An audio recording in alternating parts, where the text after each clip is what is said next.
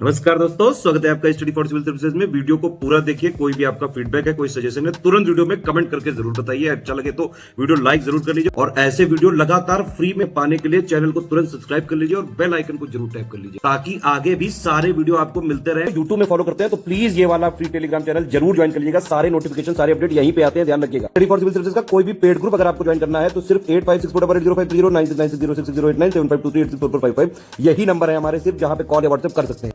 Instagram पे हमारा page जरूर फॉलो कर लीजिएगा, study for civil dot services है। ट्विटर पे हमको जरूर फॉलो कर लीजिएगा, @स्टडी फॉर सिविल्स है। Hello everyone, welcome you all to study for civil services. आज की हमारी डेट है 14 जनवरी और 14 जनवरी के हमारे इंपॉर्टेंट आर्टिकल्स को हम सबसे पहले यहाँ पर देख लेते हैं। हमारा सबसे पहला आर्टिकल है यहाँ पर एलजीबीटीक्यू के इश्यूज, जो हमारा एलजीबीटीक्यू समुदाय है उससे जुड़े हुए कुछ इश्यूज के ऊपर। फिर है हमारा नेशनल यूथ फेस्टिवल, जो कि स्वामी विवेकानंद जी की बर्थ एनिवर्सरी के दिन मनाया जाता है। फिर है हमारा ग्लोबल इकोनॉमिक प्रोस्पेक्ट्स की रिपोर्ट, वैश्विक आर्थिक संभावना report, federalism, inter state relationship और डिफेंस का स्वदेशीकरण। तो हमारा फर्स्ट हम आर्टिकल यहाँ पर स्टार्ट करते हैं, जो कि है हमारा एलजीबीटीक्यू के ऊपर। एलजीबीटीक्यू जो है यहाँ पर, जो समलैंगिकता है यहाँ पर, उसमें गैर अपराधीकरण हो तो गया है, लेकिन अभी भी यहाँ पर जो हमारे समलैंगिक विवाह होते हैं, सेम सेक्स मैरिज होती है, उसको मान्यता यहाँ पर प्राप्त अभी भी नहीं की गई है। क्यों? सबसे पहला यहाँ पर प्रॉब्लम क्या है? अगर मैं एलजीबीटीक्यू पूरे समुदाय की यहाँ पर एक प्रॉब्लम की बात करूं, तो ऐसी क्या प्रॉब्लम है जो एलजीबीटीक्यू का पूरा जो समुदाय है वो फेस करता है? पहली क्या है? जनसांख्यिकी और आधारभूत शोध पर आंकड़ों की कमी होना। जो यहाँ पर जितने भी एक डेटा एनालिसिस होता है ना, और शोध रिसर्च वर्क किया जाता है, उनके लिए आर्थिक, स्वास्थ्य और पारिवारिक चीजों को आप यहाँ पर तब इकट्ठा करोगे ना जब आपके पास कोई आंकड़े होंगे। तो इसकी वो कई सारी चुनौतियां आ जाती है, जिसकी वजह से इनके आंकड़े जुटा पाना बहुत ज्यादा मुश्किल हो जाता है। दूसरा यहाँ पर, हमारे जितने भी जो सर्वे होते हैं, हम लोग ऑलमोस्ट सर्वे यहाँ पे क्यों करते हैं? हम लोग यहाँ पे अर्थव्यवस्था का जो है वो आकलन करते हैं कि भाई अर्थव्यवस्था कैसी चल रही है, उसमें क्या क्या बदलाव किए जा सकते हैं, या फिर हम स्वास्थ्य से जुड़े हुए चीजों को उसमें देखते हैं। ठीक है, लेकिन हम यहाँ पर जो है ना, ये सेक्सुअल ओरिएंटेशन जो उनका ये चीज है ना, ये जानने में हम यहाँ पर इतने ज्यादा सर्वे करते ही नहीं है। और क्या होता है ना, भेदभाव होगा, एक स्टिग्मा जुड़ जाता है कि भाई ये लोग क्या कहेंगे, लोग क्या सोचेंगे, ऐसी चीजों के ऊपर जो है ना, काफी ज्यादा ऐसे होता है कि भाई एलजीबीटी के समुदाय के जो लोग हैं ना, वो यहाँ पर अपने आप में ना तो इस चीज को एक्सेप्ट कर पाते, ना ही लोगों को बता पाते हैं इस चीज को। तो यही है। और साथ ही साथ यहाँ पर उनके लिए पॉलिसीज और उनके लिए क्या सवाल होनी चाहिए, उनका डेटा क्या होना चाहिए, वो आज भी हमारी सरकार के पास ऐसी चीजें उपलब्ध नहीं है। प्लस आप लोग ये सब जो है सब इस चीज को जानते हैं, सब लोग इस चीज में ही मतलब भारतीय समाज में ही रहते हैं, तो सब लोग इस चीज को बिल्कुल जानते हैं कि इन सब चीजों में जो है सामाजिक बहिष्कार जैसी जो है ना, वो चीजें बहुत देखने को मिलती हैं। ठीक है, यहाँ पर जो है उनको एक आप कह लो कि यहाँ पर उन्हें शिक्षा, स्वास्थ्य, आवास, न्याय, ऐसी आधारभूत सेवाओं की उपलब्धता से वंचित रहना पड़ता है। उनको ये सारी चीजें, सुविधाएं यहाँ पर नहीं मिल पाती हैं। प्लस साथ ही साथ उनका जो शिक्षा है ना, उनमें भी बहिष्करण किया जाता है। शिक्षक और सहपाठी जितने भी होते हैं, उनको यहाँ पर उत्पीड़न और हिंसा का यहाँ पर जो है शिकार होना पड़ता है। इसलिए कई बार तो इस चीज की आइडेंटिटी को काफी ज्यादा लोग छुपाते भी हैं, छुपाना पड़ जाता है।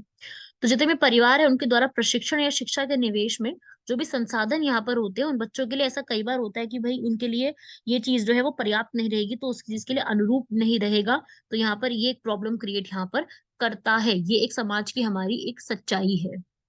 प्लस साथ ही साथ जो है आर्थिक क्षेत्र से भी क्या होता है ना, कि उनको भेदभाव, उनको शिक्षण अवसरों में प्रॉपर सामान्यता उपलब्धता नहीं होती है, उनके लिए इक्वल अपॉर्चुनिटीज क्रिएट नहीं होती है, जिसकी वजह से यहाँ पर भेदभाव की स्थिति जो है वो यहाँ पर दिखने लग जाती है। कानूनी अन्याय भी बहुत ज्यादा होता है। इसमें क्या होता है कि जितने भी भारत में कानून है, वो ऐसे है नहीं कि जो एलजीबीटी समुदायों को भी यहाँ पर इंक्लूड करे। विवाह, गोद लेना, सरोगेसी, ऐसे सारे हमारे पास इनके से जुड़े हुए लॉस तो हमारे पास बिल्कुल है। ऑब्वियस सी बात है, हमारे पास इनसे जुड़े हुए लॉस तो हैं, लेकिन इनसे जुड़े हुए लॉज में जो है इनको इंक्लूड, एलजीबीटीक्यू जो कंपनी है यहाँ पर, जो पूरी कम्युनिटी है, उनको यहाँ पर शामिल नहीं किया गया। ये भी हमारी एक भारत की एक बहुत बड़ी सच्चाई है, जो आप लोगों को मतलब पता होना चाहिए। सब लोग इससे जो है भली भांति परिचित भी हैं। देन यहाँ पर जो है इनके लिए कोई लॉ भी नहीं है इनकी प्रोटेक्शन को प्रोवाइड करने के लिए। प्लस साइकोलॉजिकल डिस्ट्रेस, मनोविज्ञान संकट भी यहाँ पर देखने को मिलता है। मानसिक उत्पीड़न, भेदभाव, लांछन लगाना, ये सारी चीजें भी बहुत कॉमन है। प्लस अभी मैं अगर बात करूं तो सरकार ने कुछ तो इसमें चेंजेस लाए हैं। ऐसा नहीं मैं कह रही कि कोई भी सरकार ने यहाँ पर चेंजेस नहीं लेके आए हैं। चेंजेस यहाँ पर लेकर के आए गए हैं, जैसे कि क्या, 2014 में सर्वोच्च न्यायालय ने नालसा बनाम भारत संघ में एक यहाँ पर ये जारी किया था कि जितने भी ट्रांसजेंडर लोग हैं उनकी लैंगिक पहचान के अनुसार कानूनी रूप से उनको भी मान्यता दी जाएगी, उनको भी यहाँ पर थर्ड जेंडर के रूप में मान लिया जाएगा। प्लस इनको जेंडर में मानने के बाद उनको जितने भी मौलिक अधिकार होने चाहिए, जो भी उपलब्ध होने चाहिए, उनको शिक्षक और लोगों के साथ जितने भी यहाँ पर चीजें उनको उपलब्ध कराने की जरूरत है वो उनको यहाँ पे उपलब्ध कराए जाएंगे। उनके लिए अलग से कुछ ये नहीं है कि भाई वो अलग से इनको इंक्लूड कर दिया जाएगा, नहीं, उनको सबके साथ ही इन सब में भी इंक्लूड रखा जाएगा। ऐसे ही यहाँ पर नवतेज सिंह का यहाँ पे केस आया था 2018 में, उसमें भी यही था, नवतेज सिंह जौहर केस।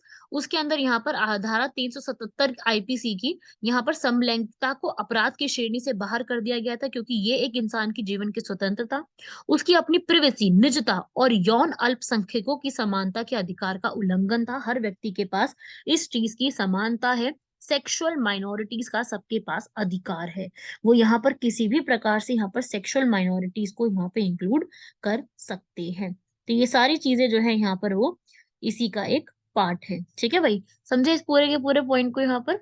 और अगर मैं बात करूं यहाँ पर जो एलजीबीटी है, यहाँ पर इनकी इस बहिष्करण के कारण देश पर होने वाले आर्थिक प्रभाव इसके लिए क्या पड़ते हैं, उन आर्थिक प्रभावों पर भी एक बार नजर डाल लेते हैं। अगर एलजीबीटी समुदायों से संबंधित लोगों को बहिष्कार किया जाएगा तो उससे हमारे देश की आर्थिक स्थिति खराब हो सकती है। अगर कैसे हो सकती है उसी को आप लोगों को यहाँ पर समझना है कि आर्थिक स्थिति खराब कैसे हो सकती है। क्या है कि भाई कम उत्पादकता होगी, क्योंकि एलजीबीटी की कंपनी कम्युनिटी, ये भी तो लोग हमारे यहाँ पर सपोर्ट कर रहे हैं इन चीजों के काम में। तो इसमें जो है उत्पादकता में कमी आएगी, मानव पूंजी का विकास कम होगा और स्वास्थ्य भी यहाँ पर खराब भी यहाँ पे देखा जाएगा। भेदभाव यहाँ पर होगा, श्रम आपूर्ति में बाधाएं आएंगी, जिसकी वजह से उत्पादन यहाँ पर अल्टीमेटली उत्पादन में यहाँ पर कमी देखने को मिलेगी ही मिलेगी। कार्यस्थल में भेदभाव होगा, जिसकी भी वर्क प्लेसेस है वहां पे भेदभाव होगा, जिसमें क्या होगा, एक, यदि एक कलंकित समूह के कुशल श्रमिक यहाँ पर नियुक्त ना किए जाए। ऐसा होता है ना कि यार, जैसे एक पर्सन है, चाहे वो किसी भी जेंडर का बिलोंग करता है, लोग उसको अगर एक्सेप्ट नहीं करते हैं तो फर्क तो देश पे ही पड़ने वाला है ना, क्योंकि ये लोग कुशल हैं अपने काम करने में बहुत ज्यादा, ये कहते हैं ना, एक कुशल लोगों में काउंट किए जाते हैं। तो अगर ऐसा होगा तो वहां पर जो है कम कुशल लोगों को यहाँ पर नियुक्त कर लिया जाएगा, जो अल्टीमेटली क्या प्रभाव पड़ेगा, जो उत्पादन है उसका यहाँ पर उत्पादन यहाँ पे कम होता जाएगा, आर्थिक स्थिति भी और खराब होती जाएगी, जो यहाँ पे ठीक हो सकती है ना। फिर उसके बाद यहाँ पर उनके साथ जो है यहाँ पर भेदभाव करेंगे तो उनकी उत्पादकता में निश्चित रूप से कमी आएगी, भले ही उनके वेतन और रोजगार सुरक्षा पे प्रभाव ना पड़े, लेकिन उनकी उत्पादकता में यहाँ पे कम आने लग जाएगी। उनके लिए शिक्षक और प्रशिक्षण के अवसर यहाँ पे कम होने लग जाएंगे, और दीर्घ काल में आगे आने वाले समय में इसका प्रभाव अभी ही एकदम से देखने को नहीं मिलेगा, इसका प्रभाव दीर्घकालिक समय में आके देखने को मिलेगा।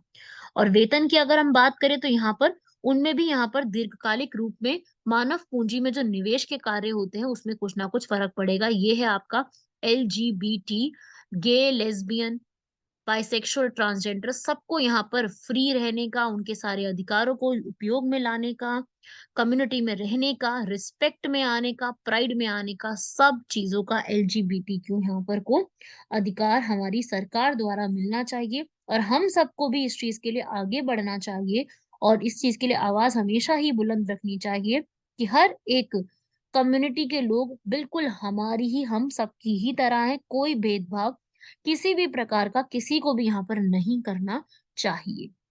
सो ये जो पूरी आपको मैं बता रही हूँ, ये इसी का ही एक मतलब बहुत एक बड़ा प्रारूप है, जो हम सबको समझना है, हम सबको सोसाइटी में रहते हुए सभी लोगों को इस चीज को समझना है।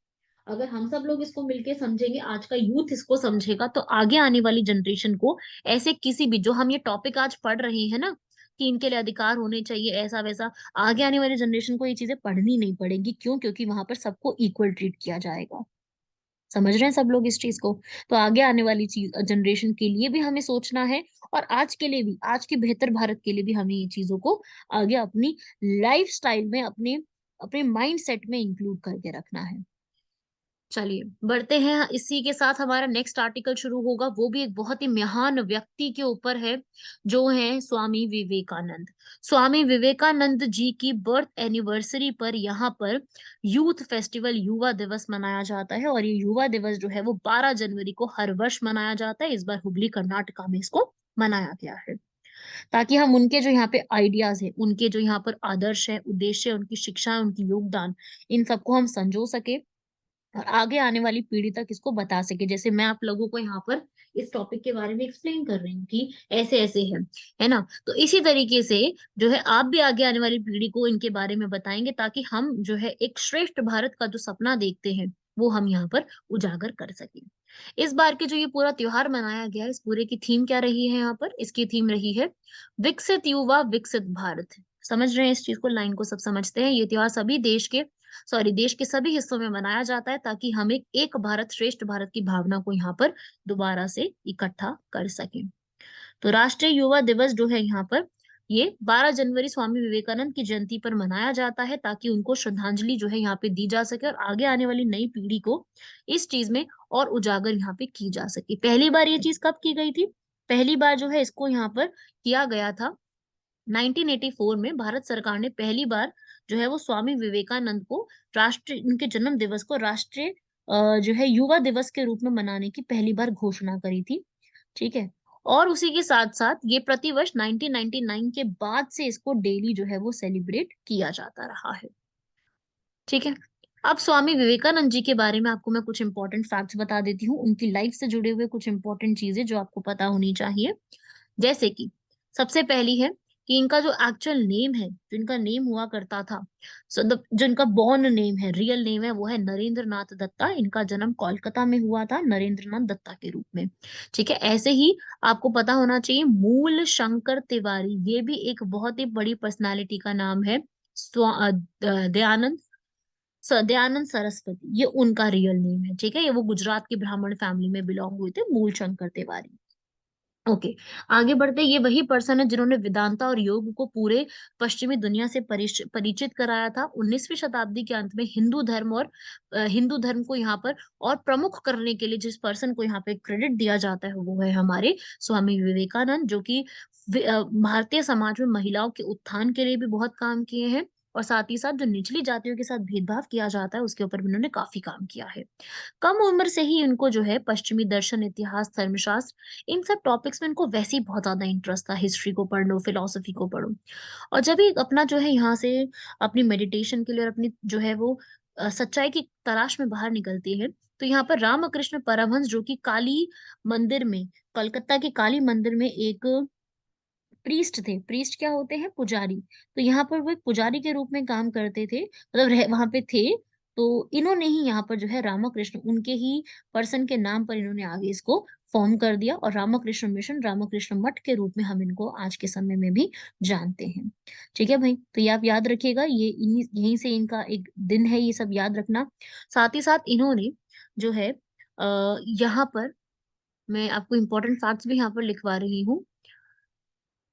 ये जो पर्सन है, इन्होंने यहाँ पर जो केशव चंद्र सेन थे, उनकी नव विधान, चंद्र सेन की नव विधान को भी इन्होंने यहाँ पर जोड़ा था। और साथ ही साथ जो ब्रह्मो समाज केशव चंद्र सेन और देवेंद्रनाथ टैगोर चला रहे थे, उससे भी ये काफी ज्यादा जुड़ने में काफी ज्यादा रुचि भी रखते थे। फिर ये रामकृष्ण से मिलते हैं, जो इनके यहाँ पर जो है स्पिरिचुअल लीडर बन जाते हैं, क्योंकि इनकी फादर की भी डेथ हो चुकी है।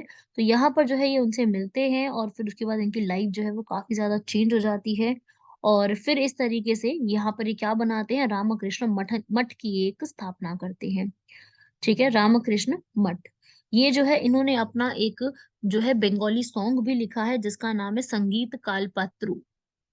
संगीत कल्पतरु। ठीक है। ये भी आप याद रखिएगा। इनको जो है यहाँ पर किस लिए जाना जाता है, इन्होंने जो यहाँ पर शिकागो के अंदर जो है एक स्पीच दी थी, सबसे ज्यादा उनको इस चीज के लिए जाना जाता है। इन्होंने बहुत सारी सिटीज विजिट करी है, जापान में गए, Nagasaki, Yokohama, Osaka, Kyoto, Tokyo, China, Canada, USA. वहां पर इन्होंने जो है 30 जुलाई 1983 को पार्लियामेंट ऑफ रिलीजन्स के ऊपर इन्होंने शिकागो की यहाँ पर स्पीच दी थी। और इनके लिए सबसे ज़्यादा जो है इस चीज़ के लिए जाने जाते हैं। फिर उसके बाद ये थियोसॉफिकल सोसाइटी, ब्रह्मो समाज, ये हिंदुइज़्म के रिप्रेजेंटेटिव के रूप में यहाँ पर जुड़ गए थे। तो इस चीज़ के लिए आप बिल्कुल याद रखिएगा, इम्पोर्टेंट है बहुत ज़्यादा। और ये पहले जब ये स्पीच दे रहे थे, तब ये बहुत नर्वस थे और इन्होंने फिर वहाँ पर अपनी स्पीच के लिए स्टार्ट ही किया था, भाइयों और बहनों ऑफ अमेरिका। और इस वर्ड के लिए उनको यहाँ पर 2 मिनट का स्टैंडिंग ओवेशन मिला था 7,000 की जनता के बीच में, ठीक है? और इस तरीके से इनको बहुत ज़्यादा जो है वो उस समय प्रशंसा भी इनकी की गई थी। और फिर जब ये इंडिया आए थे, इन्होंने रामकृष्ण मिशन 1987 में यहाँ पर स्थापना करी थी। क्या उद्देश्य था उसका? एक ऐसी प्रणाली जिसको गतिशीलता प्रदान करना था, जिसमें सबसे ज़्यादा जो है दरवाज़े किसके लिए खुलेंगे? गरीब लोगों के लिए यहाँ पर जो है दरवाज़े खोले जाएँगे, उनके विचारों को यहाँ पर लोगों तक पहुँचाया जाएगा और उन तक जो है अच्छे विचारों को प्रसारित भी यहाँ पर किया जाएगा। तो ये इसका बेसिक ऑब्जेक्टिव था। अपने भाषण और अपने व्याख्यानों के माध्यम से वो अपनी जितनी भी उनके धर्म के प्रचार-प्रसार थे, वो यहाँ पर किया करते थे, उनका ऑब्जेक्टिव यही था।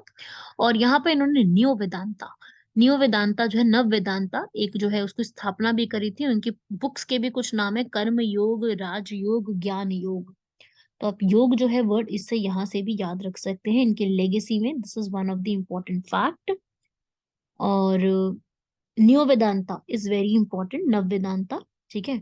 और स्वामी विवेकानंद जो है इनके नाम पर बहुत सारी मूवीज भी बनी हुई हैं। द लाइट स्वामी विवेकानंद ये भी बनी हुई है इनके नाम पर। और बाकी जो है इन्होंने भी आपको मैंने बताया 4-5 इनकी बुक्स याद रखिएगा। 3 तो आपके सामने लिखी है, एक मैंने अभी आपको यहाँ पर बताई है संगीत कल्पात्रु, वो भी याद रखिएगा।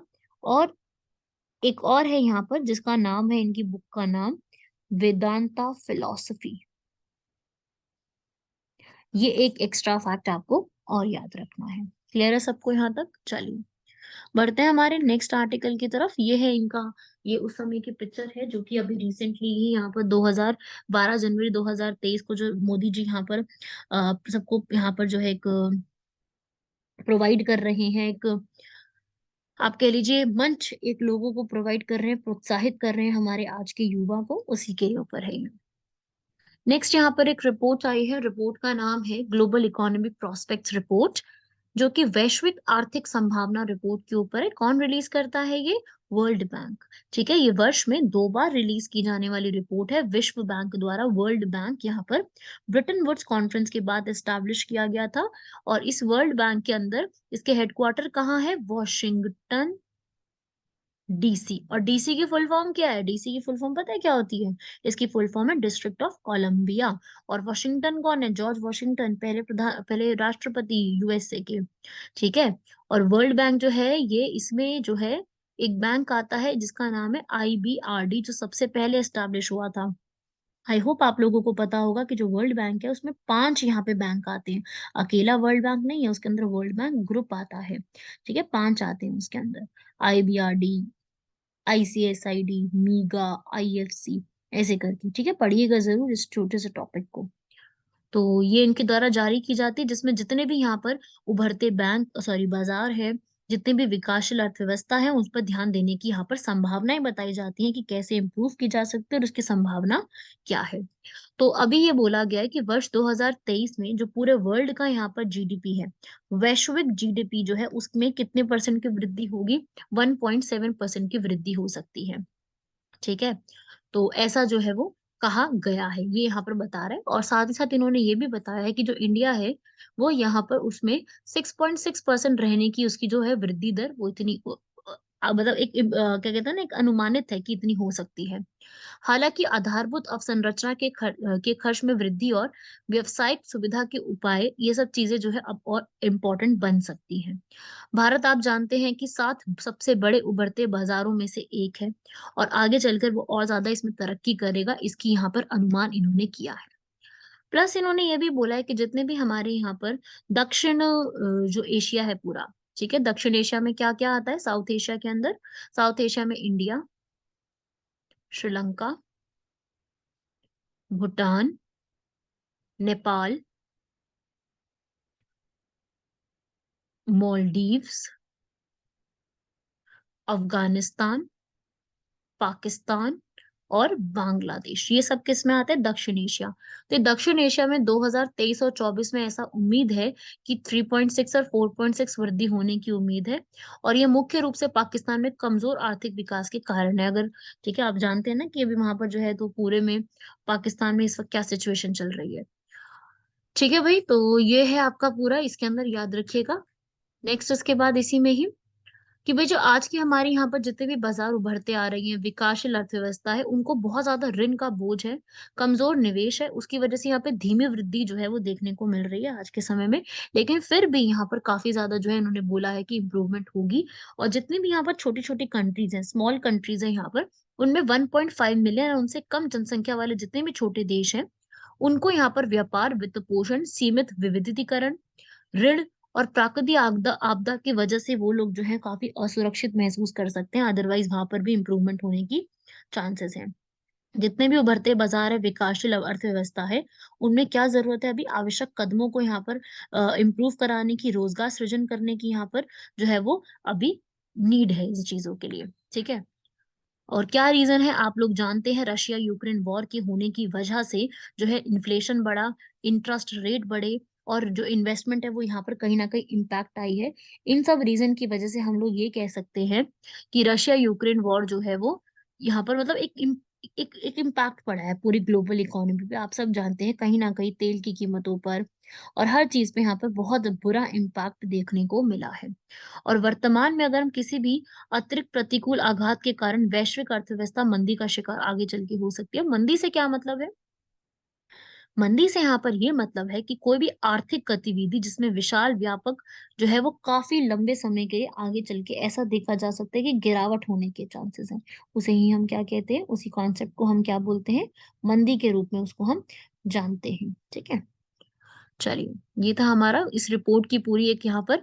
आपके एग्जाम में क्या क्वेश्चन आएगा? अगर स्टूडेंट्स को ये डाउट होता है कि हम नोट्स कैसे बनाएं, हम कैसे करें, तो देखो भाई, आपको जो मैं बातें कह रही हूँ ना वो आपको समझनी है। जो जो मैं लाइंस यहाँ पर बोल रही हूँ आपको वो सुनना है, आपको वो समझनी है। और फिर उसके बाद आप लोगों को यहाँ पर क्या करना है? उसके बाद आप लोगों को उसमें से जुड़े हुए इंपॉर्टेंट पॉइंट्स जो आपको नहीं आते हैं, आपको उनके नोट्स बनाने हैं। आपको जो चीजें नहीं आती है ना, आपको वो सुननी है, समझनी है और उनके नोट्स बनाने हैं, उनको लिखना है। क्योंकि हर स्टूडेंट का जो अंडरस्टैंडिंग लेवल है वो अलग है। हो सकता है किसी स्टूडेंट को ये पता था पहले से ही कि ग्लोबल इकोनॉमिक प्रोस्पेक्ट उसने कहीं सुना था, पढ़ा था उसने, ठीक है, कि ग्लोबल इकोनॉमिक प्रोस्पेक्ट की रिपोर्ट आई है जो कि वर्ल्ड बैंक रिलीज करता है ना। तो उसको ये नहीं पढ़ने की जरूरत कि कहाँ पे, लेकिन जिस स्टूडेंट पहली बार पढ़ रहा है इस टॉपिक को, वो ये लिखे, स्पेशली रिपोर्ट्स के टॉपिक में जाके ये लिखे कि ये वाली जो रिपोर्ट है ये कौन रिलीज करता है? ग्लोबल इकोनॉमिक प्रोस्पेक्ट की रिपोर्ट यहाँ पर वर्ल्ड बैंक द्वारा रिलीज की जाती है। तो उस स्टूडेंट को लिखने की जरूरत है। सो आप सभी को अपनी अंडरस्टैंडिंग, अपनी लेवल ऑफ पढ़ाई, आपकी जो आपको कितना आता है उसके बेस पे आपको नोट्स बनाने की जरूरत है। क्लियर हुआ सबको ये बात?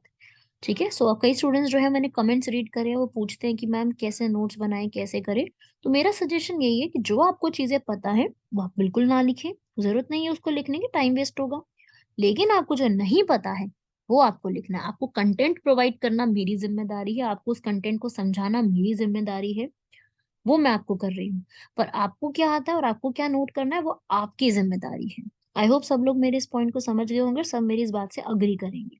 अग्री करते हो तो मुझे बताइएगा कमेंट बॉक्स में कि आपको मेरी ये बात समझ में आई है। चलिए, नेक्स्ट टॉपिक की तरफ बढ़ते हैं। यहाँ पर फेडरलिज्म, संघवाद के ऊपर। लोक सेवक जो है वो राज्य के दायरे से बाहर उनको करना ही स्वायत्तता के विरुद्ध है। अभी हो क्या रहा है एक्चुअली में? अभी जो हमारे जो चीफ जस्टिस है, न्यायाधीश DY चंद्रचूड़, उनकी जो यहाँ पर पूरी उनकी अगुवाई वाली एक पीठ बैठी थी जिसमें अरविंद केजरीवाल सरकार ने ये प्रश्न किया था। क्या प्रश्न किया था? कि जो लोक व्यवस्था है, पुलिस है, भूमि है, उनके संबंध में जो हमारी राष्ट्र की राजधानी है दिल्ली, उसमें तैनात लोक सेवक दिल्ली सरकार की कार्यकारी शक्ति के दायरे से बाहर आएंगे या नहीं आएंगे? क्योंकि आप लोग जानते हैं कि जो यूनियन टेरिटरीज होती हैं वो किसके अंडर आती हैं? Directly they come under the केंद्र सरकार, है ना। वो प्रेसिडेंट के अंडर आती है, केंद्र सरकार के अंडर आती हैं। तो यहाँ पर जो किंतु है, इस किंतु जो दिल्ली है वो थोड़ा सा यहाँ पर उसको विशेष अधिकार प्राप्त है, क्योंकि ये एक ऐसा केंद्र शासित प्रदेश है जिसमें जो मुख्यमंत्री है उसकी अध्यक्षता वाले निर्वाचन मंत्री परिषद वाली विधानसभा भी है। सब लोग जानते हैं जो हमारी यहाँ पर दिल्ली है उसका स्पेशल रेफरेंस आर्टिकल 239 ए में दिया गया है, जहाँ पे एलजी भी होते हैं, जहाँ पे अपना हाई कोर्ट भी है, जहाँ पे जो है एक विधानसभा भी है, वहाँ पे इलेक्शंस भी होते हैं, 70 सीट्स पर एमएलए के इलेक्शन होते हैं, और फिर जाकर के यहाँ पर क्या चूज की जाती है, हमारे दिल्ली में एक जो है सीएम यहाँ पर चूज किए जाते हैं। सो इस सब में क्या है, ये सब जो आप पढ़ रहे हैं, ये दिल्ली को एक स्पेशल स्टेटस दिया गया है, सब जानते हैं ना इस चीज को। तो यहीं पर ही जो अरविंद केजरीवाल ने सवाल पूछा है, जो यहाँ के सीएम है, कि जितना भी लोक व्यवस्था और पुलिस और भूमि है, इनके संबंध में जो हमारी ये जो दिल्ली के अंडर उनके राइट्स आएंगे या फिर नहीं आएंगे, यही उनसे जो है वो सवाल किया गया है। सो यहाँ पर जो है अगर मैं बात करूँ दिल्ली के रिस्पेक्ट में, तो दिल्ली जो है इंडिपेंडेंस के बाद कैटेगरी सी में आती थी। और फिर यहाँ पर जो है दिल्ली की जो यहाँ पर असेंबली है, जो असेंबली है दिल्ली की, वो मार्च 1952 में क्रिएट की गई, जिसके अंदर यहाँ पे सीएम रहेंगे, ऐसा डिसाइड किया गया था। दिल्ली हमारी यूटी बनी है जब यहाँ पर स्टेट रीऑर्गेनाइजेशन एक्ट कब पास हुआ था, 1956 में पास हुआ था, तब जाकर के दिल्ली को क्या बना दिया गया, एक यूनियन टेरिटरी का हिस्सा यहाँ पर दिल्ली को बना दिया गया, राइट। और फिर दिल्ली जो है यहाँ पर यूनियन टेरिटरी का हिस्सा बनाने के बाद दिल्ली जो है इधर, उसमें क्या बनाया गया, एक मेट्रोपॉलिटन काउंसिल, महानगर परिषद यहाँ पे बनाया गया दिल्ली में। यहाँ पर सीमित प्रतिनिधि सरकार का प्रावधान दिया गया है।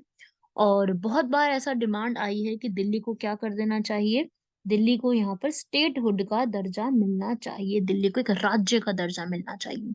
यहाँ पर जो है वो जो है कई बार 1987 में बाल कृष्ण जो कमेटी है वो आई थी, उन्होंने यहाँ पर बोला था कि यहाँ पर विधानसभा भी है भाई, यहाँ पर जो है वो सीएम भी है, तो हमें क्या करना चाहिए। 1987 में आई थी ये बात, जब गोवा को स्टेट बनाया गया था ना, तभी डिमांड आई थी कि भाई इसको अस्तित्व बनाए रखने के लिए दिल्ली को यहाँ पर जो है वो क्या बोला था कि भाई स्पेशल स्टेटस मिलना चाहिए। तो दिल्ली को फाइनली यहाँ पर 69th अमेंडमेंट एक्ट 1991 के तहत दिल्ली को यहाँ पर क्या कर दिया गया, बालकृष्ण समिति की जो है रिकमेंडेशन के बेस पर यहाँ पर दिल्ली को क्या बना दिया गया, फाइनली दिल्ली को इधर बना दिया गया हमारा केंद्र जो है स्पेशल स्टेटस दे दिया गया, जिसके अंदर हमारे article 239 A and article 239 A B को शामिल किया गया, जिसके अंदर क्या बोला गया कि जो दिल्ली है यहाँ पे उपराज्यपाल रहेंगे, और उपराज्यपाल जो है यहाँ पर वो, और काउंसिल ऑफ मिनिस्टर क्रिएट की जाएगी, और वो काउंसिल ऑफ मिनिस्टर किसको हेल्प करने वाली है, उपराज्यपाल को, लेफ्टिनेंट गवर्नर को।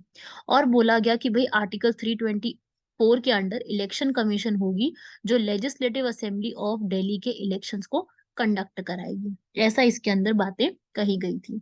तो दिल्ली की जो सरकार है ना, वो सब पे काम कर सकती है, सिर्फ किस पे नहीं कर सकती, इन तीन चीजों के ऊपर, जिसके ऊपर केजरीवाल सरकार ने जवाब मांगा है ना।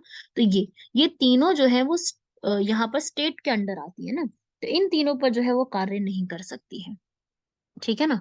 सो ये दिल्ली की सरकार के ऊपर सवाल है कि भाई किस में कार्य कर सकती है और किस में नहीं। बात पता है इशू क्या है, इशू यही है कि यदि कोई भी हमारी ऐसी राज्य सरकार है जिसके पास सार्वजनिक व्यवस्था, पुलिस और भूमि जैसे आधारभूत जो एक पॉइंट्स होते हैं, अगर उन्हीं पे आपका यहाँ पर कानून बनाने का अधिकार नहीं होगा, तो ऐसी सरकार जो है वो स्थानीय निवासियों को जो है जितनी भी बेसिक रिक्वायरमेंट होती हैं वो तो पूरा करने में सक्षम ही नहीं हो पाएगी।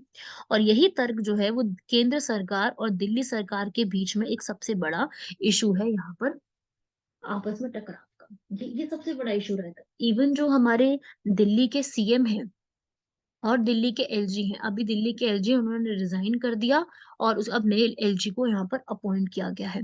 तो इस तरीके से दिल्ली का स्ट्रक्चर थोड़ा सा डिफरेंट चलता है। और दिल्ली हाई कोर्ट में यहाँ पर जजमेंट भी जो है वो दी गई थी कि एलजी जो है वो सिर्फ प्रशासनिक हेड है, ठीक है, क्योंकि दिल्ली जो है वो एक प्रॉपर से फुल फ्लेज स्टेट नहीं है, पूरे रूप में एक राज्य नहीं है, पूर्ण राज्य के रूप में दर्जा नहीं दिया गया है। एलजी जो है यहाँ के उपराज्यपाल, उनके पास विवेकाधीन शक्ति प्राप्त है, ठीक है, और इसलिए एनसीटी जो है दिल्ली जो है यहाँ पे प्रमुख भूमिका निभाती है हर कार्य में। और साथ ही साथ इस निर्णय में उपराज्यपाल की जो है शक्तियों को यहाँ पर थोड़ा सा ज्यादा जो है वो एक प्रेफरेंस दी गई है, ठीक है यहाँ पर। और वर्ष 2018 में जो सुप्रीम कोर्ट है, उन्होंने क्या निर्णय दिया था, उन्होंने बोला कि जो दिल्ली है दिल्ली में 239 ए का जो आर्टिकल, याद रखिएगा, बड़ा इंपॉर्टेंट आर्टिकल है। उसके अंतर्गत जितनी भी राज्य और संबंधी सूची में ये पॉइंट्स हैं, पुलिस, भूमि, सार्वजनिक व्यवस्था को छोड़कर दिल्ली की विधानसभा के पास सारी शक्तियां दी गई है ना। और उपराज्यपाल जो होगा उनको मंत्री परिषद की सहायता के अकॉर्डिंग ही उस पर अमल करने के लिए बाध्य होगा, सिवाय इस चीज के जब तक वो किसी भी मामले को राष्ट्रपति के सामने प्रस्तुत कर रहा है। आप लोग जानते हैं ना कि कोई भी गवर्नर जो होता है वो यहाँ पर अपने एक बिल को रिजर्व करके रख सकता है राष्ट्रपति के लिए। तो अगर ऐसा काम हो रहा है तो ठीक है, अदरवाइज जो पर्सन है उनको उनके अकॉर्डिंग ही काम करना होगा। उपराज्यपाल को किसके अकॉर्डिंग काम करना होगा? उपराज्यपाल को मंत्री परिषद की जो भी सहायता होगी उसी से बाध्य रहना होगा। और किसी भी मामले पर दिल्ली सरकार से अगर मतभेद की स्थिति में होती है तो उसमें उसी चीज को अतिशीघ्र प्रधानमंत्री को, सॉरी, राष्ट्रपति को भेजना होगा। और राष्ट्रपति को भेजने ही यहाँ पर उपराज्यपाल का उत्तरदायित्व होगा। और उपराज्यपाल को मंत्रिमंडल और मुख्यमंत्री के साथ बातचीत और चर्चा करने होंगे और अपने मतभेदों को यहाँ पर दूर करने का प्रयास भी करना होगा। और उपराज्यपाल को मंत्रिमंडल और मुख्यमंत्री के साथ यहाँ पर सारी बातचीत करके निपटाना है। और साथ ही साथ उनको जो है आर्टिकल 239 ए में यहाँ पर हर मामले का उल्लेख है। किसी भी मामले का मतलब यहाँ पर किसी भी मामले में यहाँ पर इंटरफेरेंस किया जा सकता है। ठीक है भाई, समझे बात को? नेक्स्ट हमारा आर्टिकल है inter state relations. Inter state relations का मतलब क्या है? अंतरराज्यीय संबंध। हमारे यहाँ पे जो अंतरराज्यीय संबंध है किसके बीच में बात चल रही है? अभी जो है तेलंगाना और आंध्र प्रदेश, तेलंगाना, आंध्र प्रदेश से ही सेपरेट हुई है ना तेलंगाना, तो उसी के ऊपर बात चल रही है। जो आंध्र प्रदेश की सरकार है उन्होंने संपत्ति और देनदारियों के लिए यहाँ पर जो है बोला है कि भाई न्याय संगत और उचित तरीके से विभाजन करो। तो यहाँ पर सर्वोच्च न्यायालय तक पहुंचे हैं आंध्र प्रदेश की गवर्नमेंट। हुआ क्या था, जो 2 जून 2014 है उसमें आंध्र प्रदेश जो है उसके उत्तर पश्चिमी हिस्से को अलग करके जो है 29th राज्य यहाँ पर क्या बनाया गया था? तेलंगाना बनाया गया था। 1956 के एक्ट के अकॉर्डिंग जो है हैदराबाद राज्य के जितने भी तेलुगु बोलने वाले लोग थे उनको आंध्र प्रदेश के साथ मिला करके पूरा एक बड़ा यहाँ पर पहली बार जो है वो 1953 में आंध्र प्रदेश जो है वो यहाँ पर एक स्टेट के रूप में गठित जो है वो की गई थी। ठीक है भाई, आंध्र प्रदेश यहाँ पर। और उसके बाद जो है अब 2014 के बाद 8 साल से ज्यादा हो चुका है उस चीज को, फिर भी दोनों राज्यों के बीच में आज भी संपत्ति और देनदारियों का एक पीसफुली तरीके से विभाजन अभी भी हो नहीं पाया। और उसके पीछे सबसे बड़ा नियम क्या है कि आंध्र प्रदेश पुनर्गठन अधिनियम जो है उसमें अलग अलग पॉइंट्स यहाँ पे लिखे गए हैं। कई बार यहाँ पर जो है वो गृह मंत्री द्वारा यहाँ पर आयोजनाएं भी की गई हैं, कई बार उसके ऊपर डिस्कशंस के लिए सोचा भी गया है, और उसके ऊपर कोई भी अभी इशू को सॉल्व करने के लिए कुछ भी यहाँ पर स्टेप नहीं लिया गया है। क्या कहना है भाई एक्सपर्ट कमेटी का? एक्सपर्ट कमेटी में एक रिटायर्ड जो है एक ब्यूरोक्रेट शीला भिड़े, उनका यहाँ पर उन्होंने कई बार यहाँ पर बोला है, उन्होंने कई बार इसके ऊपर बात भी कही है। आंध्र प्रदेश की सरकार क्या चाहती है कि भाई जितनी भी सिफारिशें हैं उनको पूर्ण रूप से स्वीकार किया जाए, और ये स्वीकार किया जाए कि तेलंगाना सरकार सिफारिशों को स्वीकार करने में मतलब खुद से आ रही है आगे। तेलंगाना सरकार द्वारा ऐसी संपत्ति के विभाजन के संबंध में एक विशेष जो समिति है उसकी सिफारिशों की आलोचना बहुत ज्यादा की जा रही है, और गलत है ये वाला। ठीक है, तो ये जो है स्टेप नहीं लिया जाना चाहिए।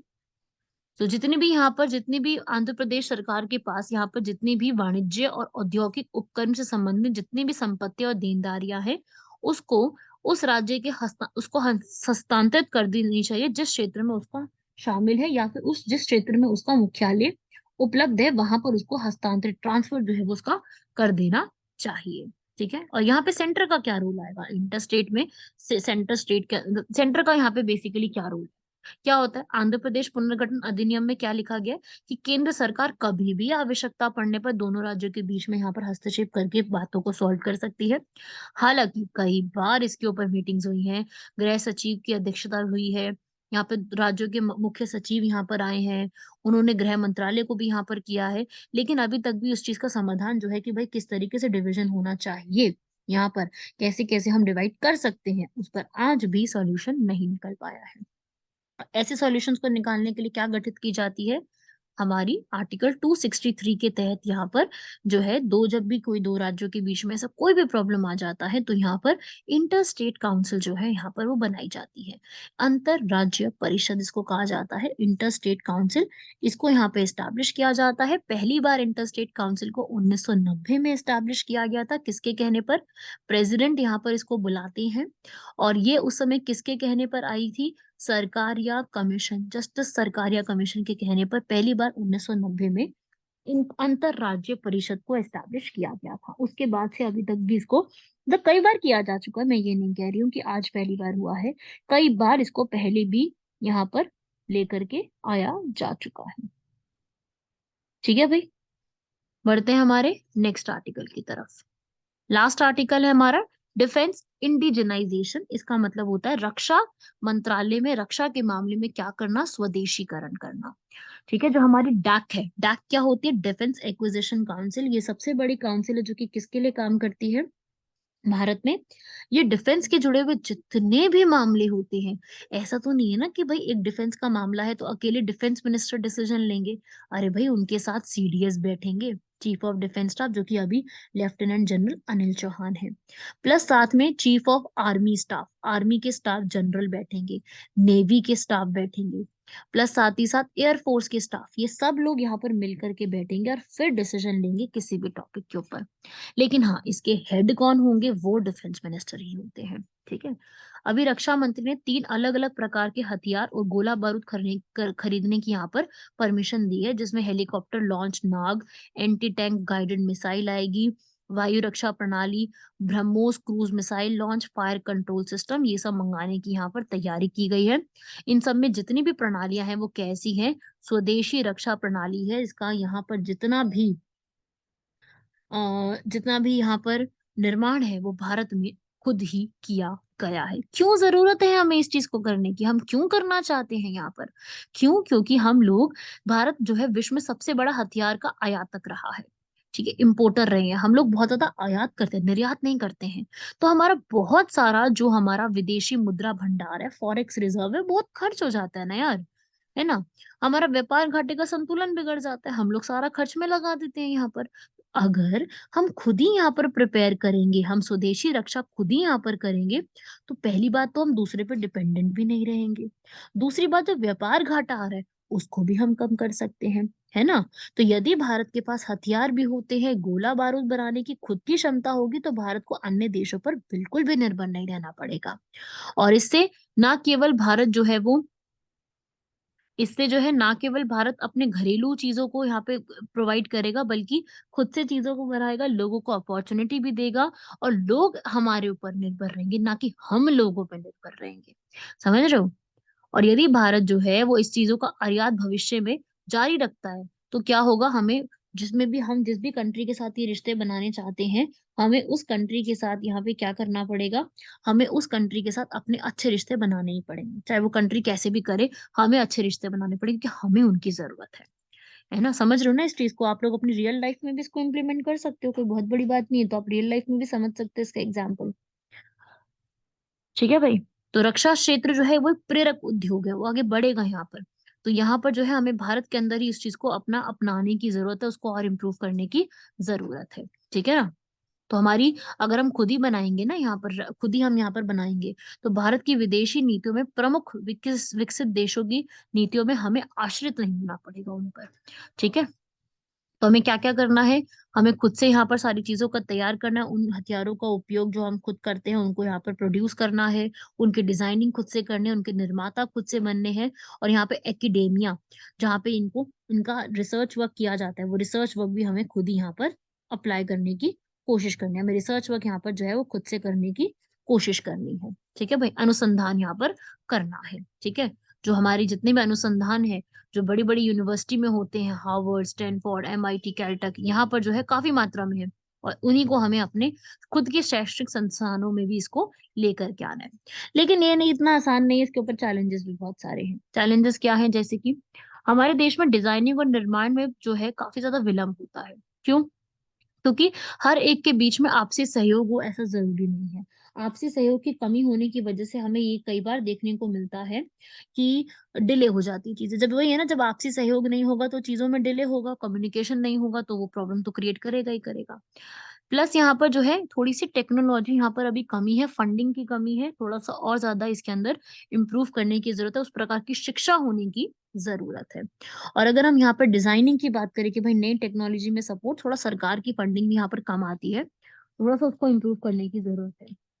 और ऐसा ज़रूरी है कि बहुत बड़े-बड़े जो भी प्रौद्योगिकी के क्षेत्र के अंदर संस्थान हैं, उनमें क्या ज़रूरत है कि हमें एक अलग से यहाँ पर जो है वो पाठ्यक्रम इसको लागू करना चाहिए, हाई टाइम है कि ये करना चाहिए।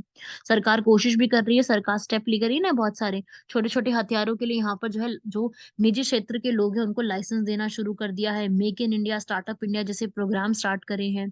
तमिलनाडु और उत्तर प्रदेश में रक्षा गलियारे बनाए हैं, आत्मनिर्भर भारत को पैकेज यहाँ पर तैयार किए हैं। ठीक है? ये सारे स्टेप लेकर के हम लोगों ने क्या प्रमोट करने की कोशिश करी है, आत्मनिर्भर भारत के कॉन्सेप्ट को यहाँ पर हमने चाहा है कि हम किसी भी तरीके इम्प्लीमेंट करने के काबिल बन जाएँ। ठीक है? साथ ही साथ हम लोगों ने यहाँ पर काफ़ी नई-नई कंपनीज़ को, मेक इन इंडिया जैसे प्रोग्राम्स को यहाँ पर स्टॉप चलाने की कोशिश करी है। यही है आपका पूरा ये आर्टिकल, इसी पूरे टॉपिक से जुड़ा हुआ ये आर्टिकल है, जिसमें हमें कैसे इम्प्रूव करना है, उसी के ऊपर पूरी बात की गई है। चलिए क्वेश्चन की तरफ बढ़ते हैं हमारे। क्वेश्चन है हमारा, भारत और अमेरिका की व्यापार नीति फोरम के ऊपर।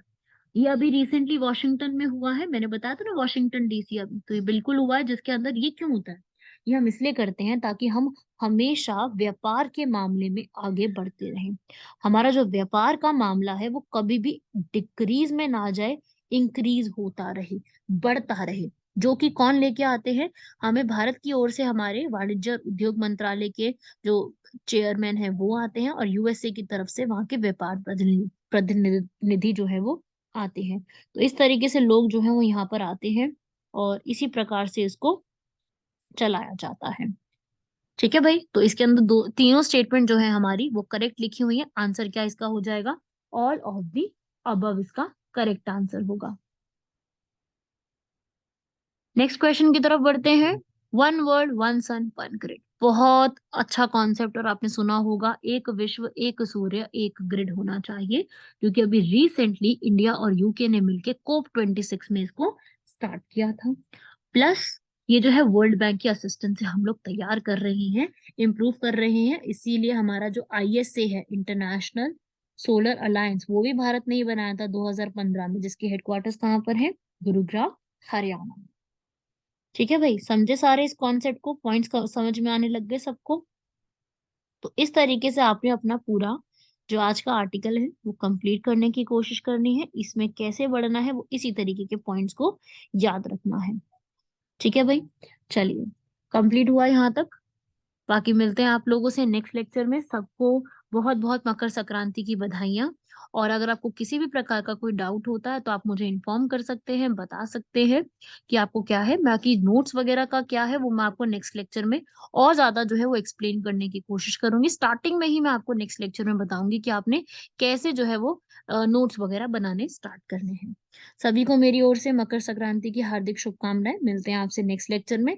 धन्यवाद। जय हिंद।